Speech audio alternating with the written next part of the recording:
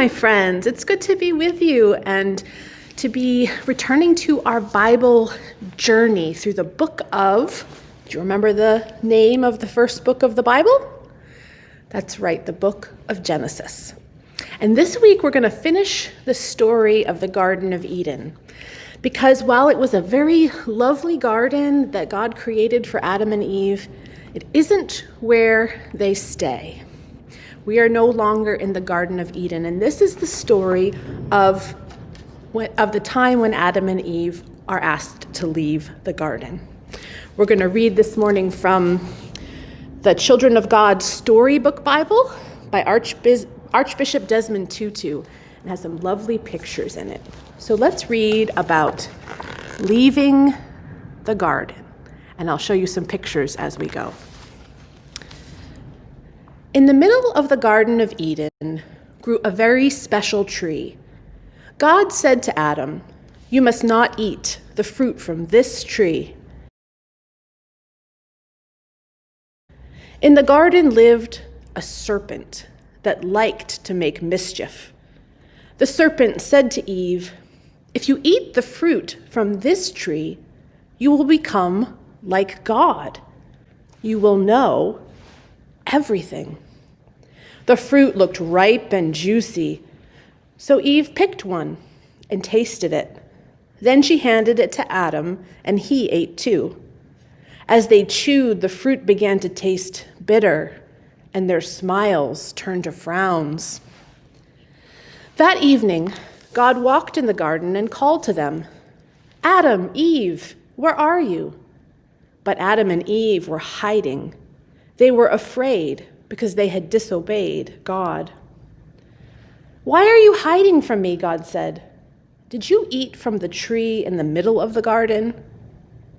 "Eve made me do it," said Adam. "The serpent made me do it," said Eve. God let out a deep sigh, like the wind in the trees at night.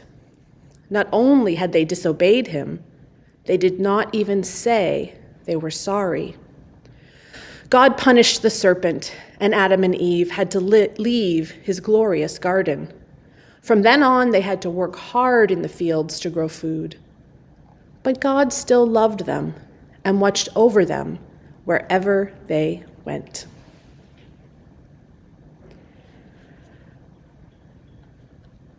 Do you ever like to make mischief like the serpent?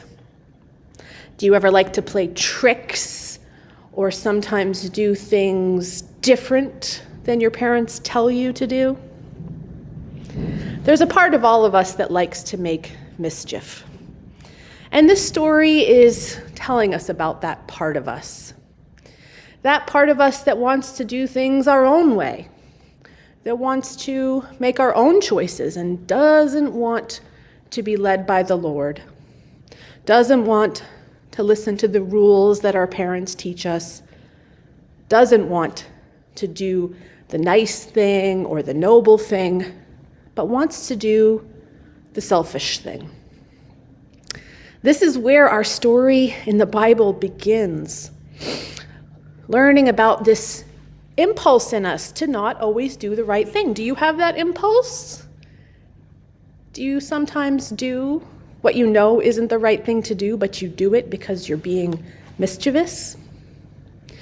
It's okay that you do that sometime. Everybody does that sometime. And our whole journey in life begins with us doing that. Saying no to following God and saying yes to our own wants and wishes. This is what it's like to be human, is to have our own wants and wishes and to sometimes make trouble. But the Bible teaches us that while this is our impulse and this is what sets us off on our journey of learning, God never abandons us. God never leaves us alone. God never stops loving us. And God continues to call us back. As you grow and as you get bigger, I pray that you will learn to be less and less mischievous, that you will learn to honor the truth and to always tell the truth, that you will learn that by following God's commands, your life is actually happier and more joyful.